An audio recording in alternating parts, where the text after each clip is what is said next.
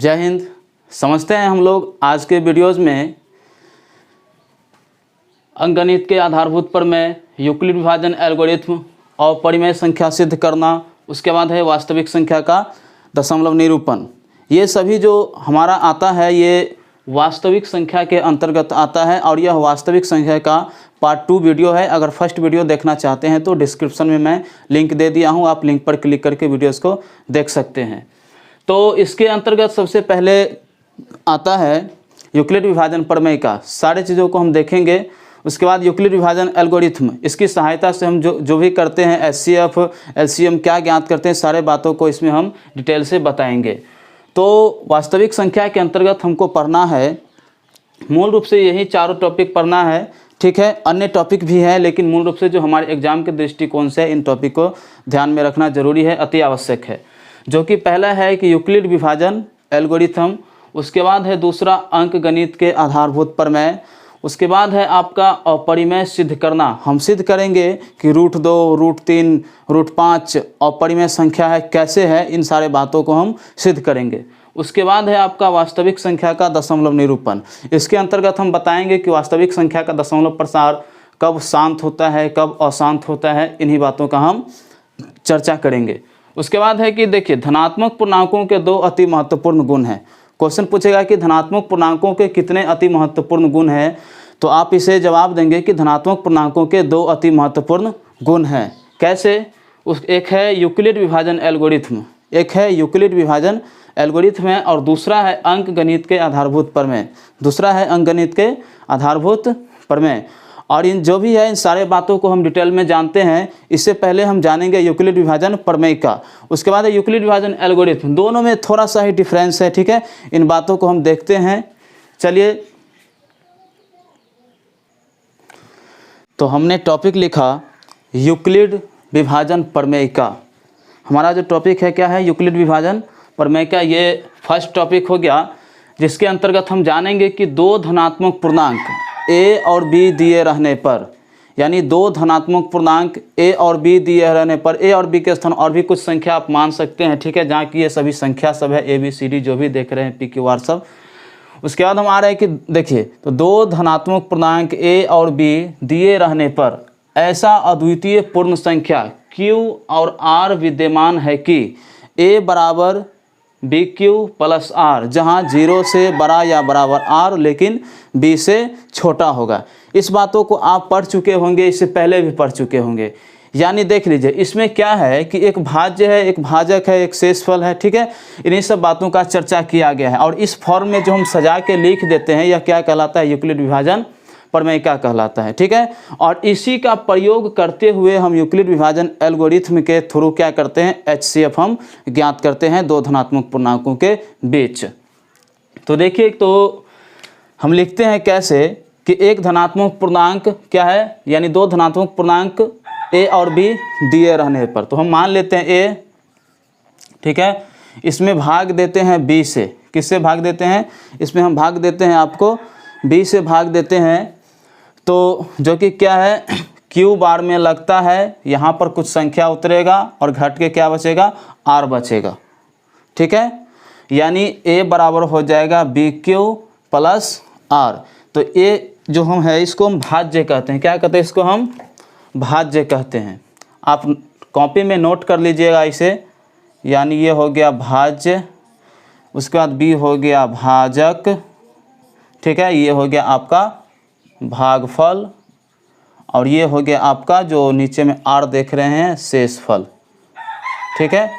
तो इससे एक फार्मूला आपको निकल के बनता है, यानी a बराबर BQ + R। कहने का अर्थ ये हुआ कि भाज्य बराबर भाजक गुने भागफल जोड़ शेषफल, ठीक है। हम इस पर चर्चा आगे भी करेंगे जब 2 संख्याओं के बारे में चर्चा करेंगे, एचसीएफ और एलसीएम जब हमको ज्ञात करना रहेगा तब, ठीक है। फिलहाल हमें इन्हीं बातों को अभी देखना है यूक्लिड विभाजन प्रमेय का।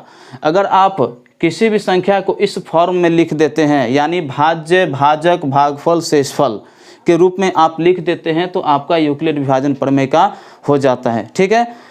तो कुछ संख्या लेकर के हम पता करते हैं कि ये सच में ये a बराबर BQ + R होता है या नहीं होता है। जहाँ देख लीजिए कि 0 से बड़ा या बराबर R लेकिन b से छोटा होगा।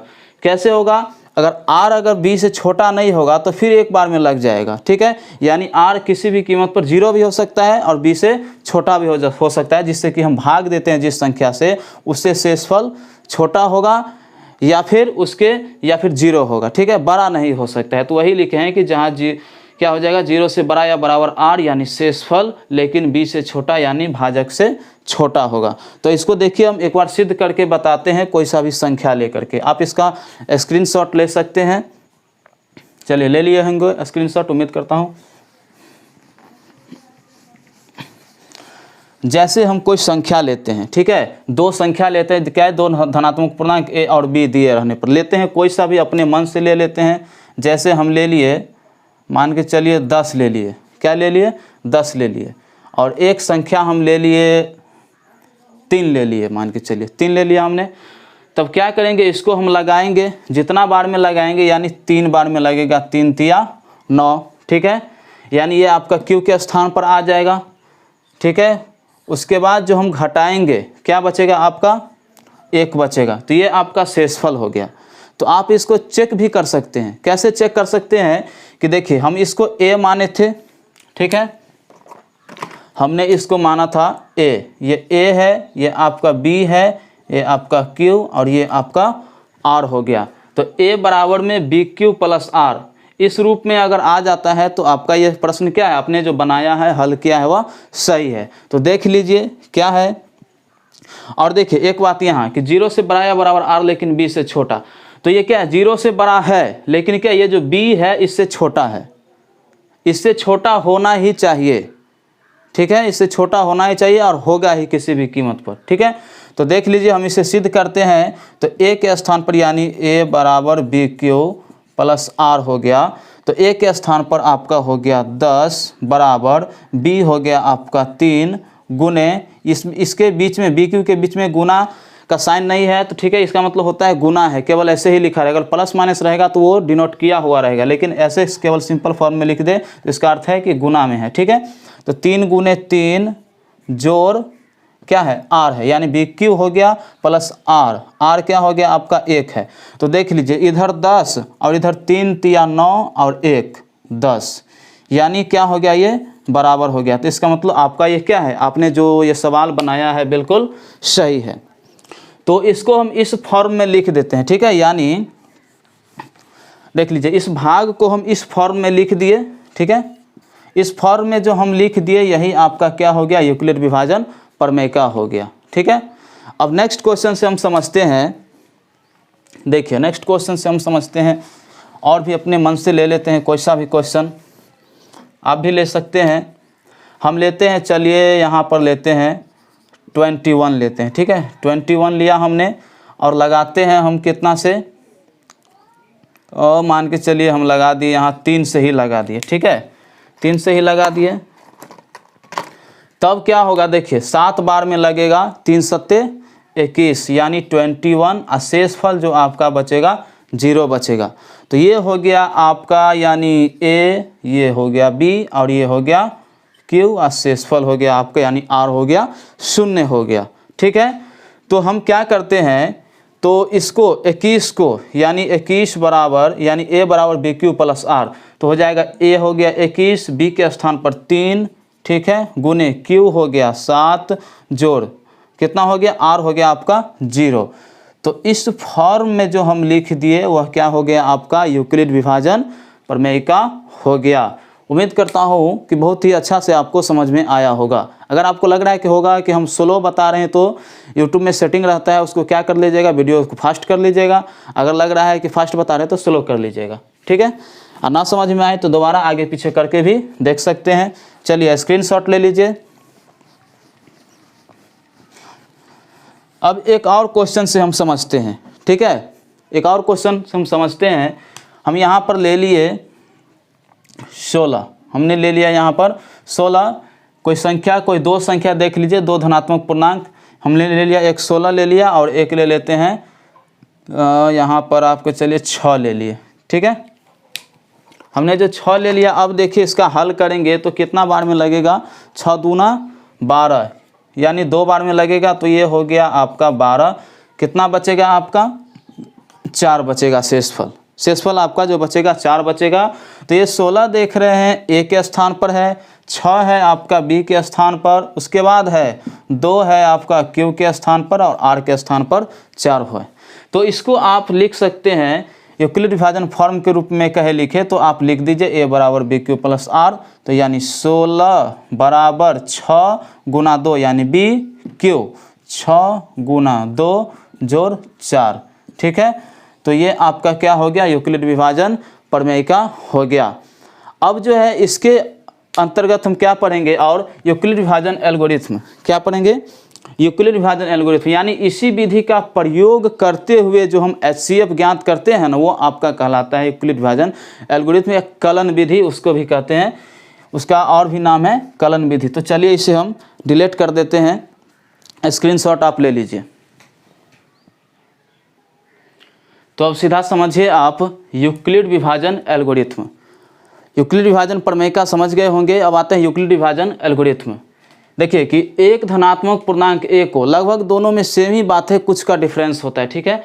देखिए तो एक धनात्मक पूर्णांक ए को किसी अन्य धनात्मक पूर्णांक बी से, ठीक है, आप इसका स्क्रीनशॉट या फिर कॉपी में नोट अवश्य कर लीजिएगा, ठीक है, बी से इस प्रकार विभाजित किया जाता है कि, ठीक है, शेषफल आर प्राप्त हो, ठीक है, जो बी से छोटा हो, ठीक है। यानी उसमें पहले से दिया रहा था लेकिन इसमें हमको क्या करना होता है, ज्ञात करना होता है, ठीक है। पूछेगा कि यूक्लिड विभाजन एल्गोरिथम किससे संबंधित है, तो यह जो संबंधित है तो यूक्लिड विभाजन एल्गोरिथम यानी पूर्णांकों की विभाजिता से संबंधित है। हम कहेंगे कि यूक्लिड विभाजन एल्गोरिथम पूर्णांकों की विभाजिता से संबंधित है, यानी जो संख्या दिया रहेगा उसको कई खंडों में हम कर देंगे, यानी ऐसा खंड में तोड़ देंगे कि उससे दूसरा ज़्यादा खंड ना हो सके, ठीक है। तो हो गया कि यह पूर्णांकों की विभाजिता से किसी न किसी रूप में संबंधित है। अब देखिए आता है यूक्लिड विभाजन एल्गोरिथम जिसको हम कलन विधि भी कहते हैं, हम यहाँ पर लिख दिए हैं Euclid division algorithm English name, उसके बाद है कलन विधि, इसी का नाम है कलन विधि। क्वेश्चन आएगा कि यूक्लिड विभाजन एल्गोरिथम का प्रयोग करते हुए HCF ज्ञात करें, यानी मौसो ज्ञात करें, ठीक है। तो हम इसका प्रयोग करके कैसे ज्ञात करेंगे अभी जस्ट इसी वीडियोज में हम देखेंगे। तो देखिए इसका प्रयोग दो धनात्मक पूर्णांकों का मौसो परिकलित करने में करते हैं। ऐसे भी क्वेश्चन पूछता है कि यूक्लिड विभाजन एल्गोरिथम का प्रयोग, ठीक है, किसे परिकलित करने में करते हैं, तो आपका जवाब होगा मौसो परिकलित करने में, या फिर इसका क्या है HCF हाईएस्ट कॉमन फैक्टर, ठीक है। HCF परिकलित करने में हम क्या करेंगे, यूक्लिड डिवीजन एल्गोरिथम का प्रयोग करेंगे, ठीक है। अब जो है देखिए इसे इसके अंतर्गत समझते हैं कि कैसे हम इसका प्रयोग करके, ठीक है, ये HCF हम ज्ञात करते हैं। कुछ क्वेश्चन लेते हैं, आप कॉपी में नोट करते जाइएगा। तो देखिए आपके समक्ष पहला क्वेश्चन है कि 455 और 42 का, ठीक है, HCF ज्ञात करना है, ठीक है। HCF यानी मौसो यूक्लिड विभाजन एल्गोरिथम का प्रयोग करके ज्ञात करें। तो कैसे हम यूक्लिड विभाजन एल्गोरिथम का प्रयोग करके हम मौसो ज्ञात करते हैं, आप देखिए यहाँ पर दो संख्या दिया हुआ है, ठीक है, दो संख्या, एक है 42 और एक है 455 है। इससे पहले जो पढ़ाए हैं इसका थ्योरी अवश्य याद रखिएगा कि इसका प्रयोग जो हम करते हैं HCF ज्ञात करने में मूल रूप से हम इसका प्रयोग करते हैं। तो ये हो गया 42, ये हो गया आपका 455। तो आप देखिए कि ये जो है 42 और 455 यानी कितना बार में लगेगा, ठीक है। आप भी ज़रा गौर से सोचिए कि कितना बार में यह लगने वाला है, ठीक है। तो आपका जो हो जाएगा, यानी हम लगाते हैं 10 बार में लगाएंगे तो ये 420 हो जाएगा, ठीक है, और इधर है 455, 10 बार में उम्मीद करता हूँ लगना चाहिए, ठीक है। तो ये हो गया आपका 420 हो जाएगा। तो यहाँ पर जो बचेगा आपका शेष बचेगा, क्या बचेगा देख लीजिए, 5 में से 0 घटाएं तो 5 बचा, फिर 5 में से 2 घटाएं तो आपका 3 बचा, यानी 35 बचा। तो आप इसको लिख सकते हैं, ठीक है, किसमें, उसके अंतर्गत यूक्लिड विभाजन प्रमेयिका के रूप में इसको लिखिए। कैसे हम बताए थे कि 455, ठीक है, बराबर, यहाँ पर आप लिखिएगा शेषफल बराबर नॉट 0। एक बात हमेशा याद रखिएगा कि शेषफल बराबर 0 आना चाहिए HCF ज्ञात करने के लिए, ठीक है। शेषफल बराबर अगर 0 नहीं आएगा तो आपका HCF नहीं परिकलित हो पाएगा, ठीक है। तो अब इसे देखिए लिख सकते हैं 455 बराबर यानी 42 42 गुने 10 जोड़ 35। तो ये हो गया जो आपका लिखा गया, इसके अंतर्गत हम यूक्लिड विभाजन प्रमेय का प्रयोग करते हुए लिख दिए यहाँ पर, ठीक है। यानी ये हो गया a बराबर बी क्यू प्लस आर के फॉर्म में हम इसको क्या किए, लिख दिए, ठीक है। तो यहाँ पर ये हो गया a, उसके बाद b, ये हो गया q, ये हो गया आपका r हो गया, ठीक है। तो ये उस ऊपर वाले बात को लिखने की ज़रूरत नहीं है, जस्ट आपको लिखने की ज़रूरत है ये 455 बराबर 42 गुने 10 जोड़ 35। अब जो हम करेंगे देखिए 35 से भाग देंगे इसमें 42 में, तो यहाँ लिखिए 42, अब 35 से लगाइए, 35 से लगाइएगा तो कितना बार में लगेगा, एक ही बार में लगेगा, यानी यहाँ हो गया आपका 35। तो ये हो जाएगा आपका 12, 12 में से 5 घटेगा तो आपका हो गया 7 हो गया। उसके बाद देखिए 3 कुछ नहीं, ठीक है, 3 3 0 हो जाएगा। तो यहाँ भी जो हो गया आपका शेषफल बराबर, शेषफल यानी आर, शेषफल बराबर नॉट जीरो, शेषफल के स्थान पर आर भी आप लिख सकते हैं, ठीक है। शेषफल बराबर नॉट जीरो। अगर शेषफल यहाँ पर आपका 0 हो जाता तो समझ जाइए कि ये आपका क्या हो जाता है, यहाँ पर HCF हो जाता, ठीक है। तो अब देख लीजिए इसको फिर इस रूप में लिखिए, a बराबर बी क्यू प्लस आर के रूप में लिखिए। तो यहाँ पर लिखिएगा आप 42 बराबर 35 गुने 1, ठीक है, जोड़ 7, इस रूप में आप लिख दिए। अब फिर क्या कीजिए इसको, फिर इस यहाँ से जो हम बनाए थे 35 में, फिर 42 में भाग दिए थे 35 से, फिर हमको जो शेषफल बचा है शेषफल से भाग देना है इसमें, ठीक है, भाजक में, भाजक क्या है 35 है, इसमें भाग देना है। आप इसे लिखिए, ठीक है, या फिर स्क्रीनशॉट ले लीजिए, हम इसे मिटा रहे हैं। चलिए अब देखिए हम इसको कैसे लिखेंगे। तो ये 7 है आपका जो शेषफल, 7 इधर हो गया 35 भाजक, भाग दिए 5 बार में, तो यहाँ हो जाएगा 7 पंचे 35, यानी शेषफल जो हो गया आपका क्या हो गया, 0 हो गया, 0 हो गया। तो यहाँ आप लिख दीजिए शेषफल बराबर, ठीक है, शेषफल बराबर 0।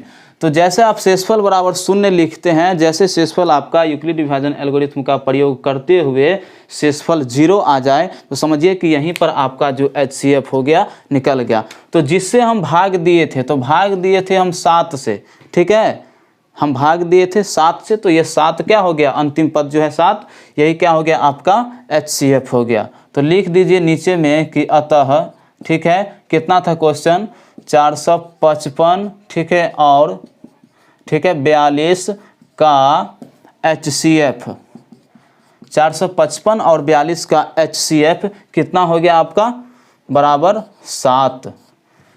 ये आपका आंसर हो गया।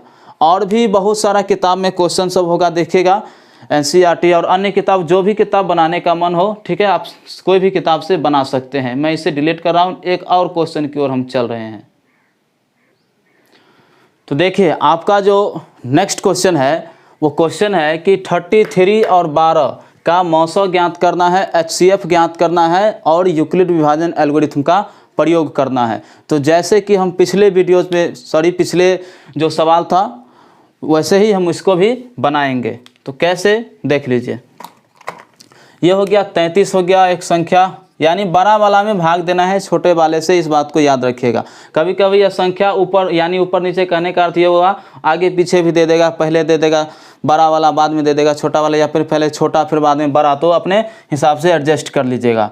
तो यहाँ पर हो गया 12, ठीक है।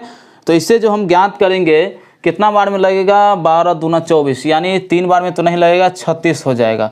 तो यहाँ हो जाएगा 24। यहाँ फिर घटाइएगा 13, 13 में से घटेगा आपका 4 घटेगा तो बचेगा कितना, 9 बचेगा, ठीक है। उसके बाद हम आते हैं, तो यहाँ देख लीजिए शेषफल बराबर 0 नहीं हुआ है। हमने बताया था कि शेषफल बराबर जैसे ही 0 हो जाएगा तो समझिए कि आपका वहाँ पर HCF निकल जाएगा। तो आप यहाँ लिख सकते हैं शेषफल बराबर नॉट 0, सॉरी यहाँ पर 2 होगा, ठीक है, यहाँ पर 2 होगा, 12 दूना 24, आप सुधार कर लीजिएगा। तो माते हैं इसको लिख दीजिए, यानी a बराबर BQ प्लस R के फॉर्म में इसको आप लिख दीजिए। तो हो गया आपका 33 बराबर 12 गुने 2 जोड़ 9, यानी 12 दूना 24 और 24 और 9 को जोड़ेंगे तो कितना हो जाएगा आपका, जो हो जाएगा कितना 33 के बराबर में हो जाएगा। तो अब ये जो फिर 9 है, ठीक है, इस 9 को क्या कीजिए 12 में भाग दीजिए। तो यहाँ पर लिखिए 12 और फिर 9 से लगाइए, एक बार में लगेगा, 9 एकाएँ 9, कितना शेष बचेगा 9 3 12, यहाँ 3 हो गया। तो यहाँ लिख सकते हैं शेषफल बराबर नॉट जीरो, शेषफल बराबर नॉट जीरो। इस बातों को लिखना ज़रूरी होता है क्योंकि हम यूक्लिड विभाजन एल्गोरिथम का प्रयोग करते हैं, इसीलिए हमको इसको लिखना पड़ता है, नहीं तो लिखने की आवश्यकता नहीं है, सीधा HCF ही ज्ञात कर सकते हैं। तो यहाँ फिर लिख दीजिए कि 12 के बराबर में हो जाएगा आपका, 12 के बराबर हो गया 9 गुने 1 यानी BQ + R, तो 9 गुना 1 जोड़ हो गया 3। तो देख लीजिए 9 गुने 1 यानी 9 जोड़ 3 12 के बराबर हो गया, ठीक है। अब इसे आगे भी लिख सकते हैं, आप चाहे तो इसका स्क्रीनशॉट ले लीजिए, मैं इसे डिलीट करता हूँ। अब देख लीजिए यहाँ पर जो शेषफल बचा है यानी 3 से हम लगाएंगे 9 में, 3 से हम लगाएंगे 9 में, आपको लगेगा 3 बार में लगेगा, ठीक है, यानी 3 तिया 9 हो गया, यहाँ पर शेषफल 0 हो गया।